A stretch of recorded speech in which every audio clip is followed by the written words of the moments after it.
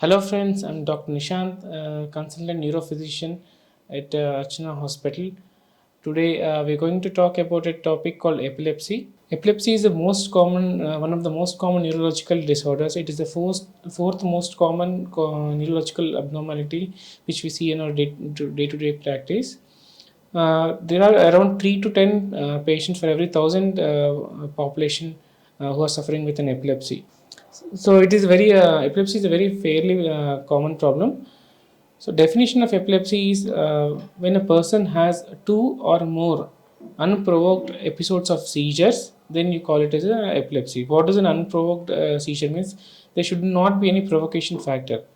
Usually the provocating factors are infections, fever, especially in the children, any drop in the glucose or very high amount of blood sugars, uh, any abnormalities in the electrolytes like sodium, calcium. These all can trigger the seizures. So if the patient is not having any provocating factor and is having a two or more episodes of seizures which are 24 hours apart, then we call it as an epilepsy. There are many types of epilepsies. The most common ones are generalized epilepsy. There are many types of seizures. The most common ones are generalized seizures, focal epilepsy, and absence epilepsy, tonic seizures, atonic seizures, and myoclonic seizures. These are a few of the most common types of seizures. But there are many more types of the seizures. The seizures, patient can have seizures at any time of their lifetime, but the usual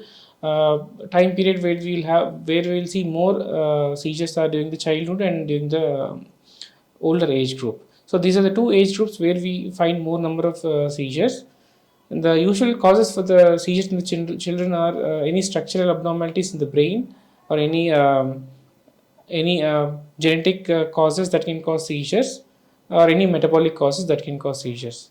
In older age, again, the structural causes are the most common cause of the seizures. So, what to do when a patient has a seizure?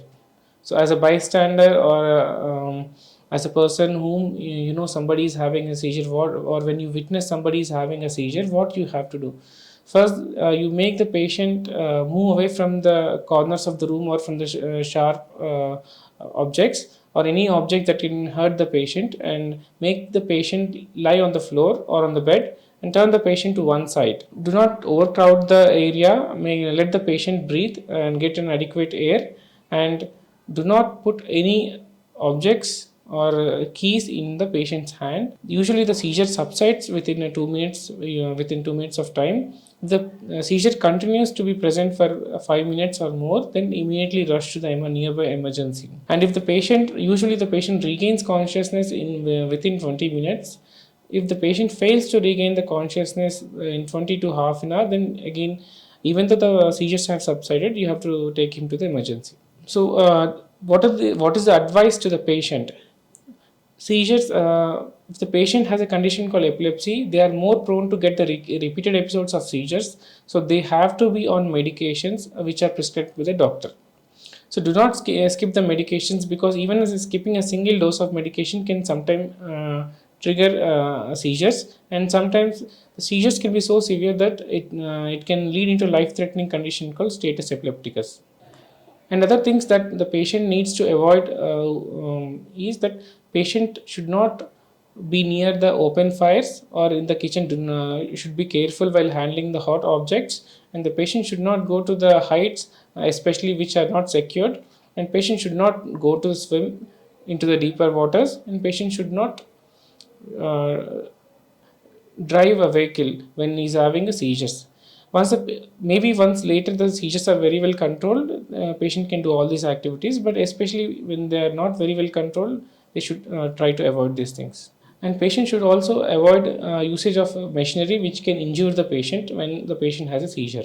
The patient, or if you are a person who is having a seizure, please inform at your workplace your colleagues and your friends and your teammates about your condition, and tell them what they can expect when you are having a seizure, and what they have to do to help you when you're having a seizure.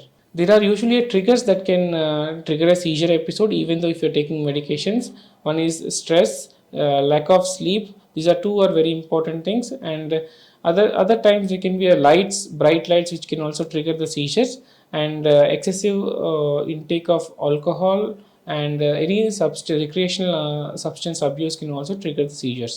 The patients who are having a seizures are more prone to develop psychological issues when compared to the general population. The most common ones are being depression and anxiety, and many other patients can also suffer from insomnia.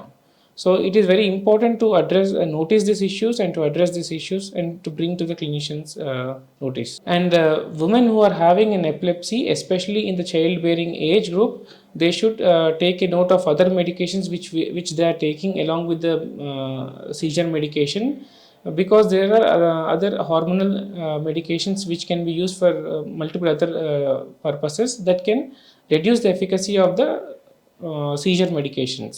So you have to inform that regarding the medications which you are taking to the doctor, so that they can take off the medications or adjust the medications accordingly. If a woman is planning for a pregnancy, during the stages of planning they have to consult the doctor, because some medications can have an adverse effects on the fetus, that is on the baby.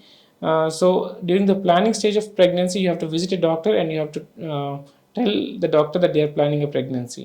And while planning a pregnancy, your seizures should be very well under control, and do not plan a pregnancy when seizures are not under control. Usually the dose of the medications during the pregnancy needs a hike, because your the body metabolizes, that is the excretes the drug very fast, so the drug levels are not maintained to prevent the development of seizures during the pregnancy. So you may require the increase in the dose of the medication during the pregnancy. So please inform or plan accordingly, and when you're planning for a pregnancy. And do not skip or add a new medication without informing your concerned doctor regarding when you are pregnant or planning for a pregnancy. For any so these are the do's and don'ts that you have to do to be careful when you are having a seizure, or when somebody or someone who is having a seizure. If for any other issues related to the seizures or epilepsy, you can always contact us. We are here for the queries and for the treatment. ఈ video కనుక మీకు నచ్చినట్లయితే like చేసి, share చేసి, comment చేయండి. మా ఛానల్ని subscribe చేయడం మాత్రం మర్చిపోకండి. Thanks for watching.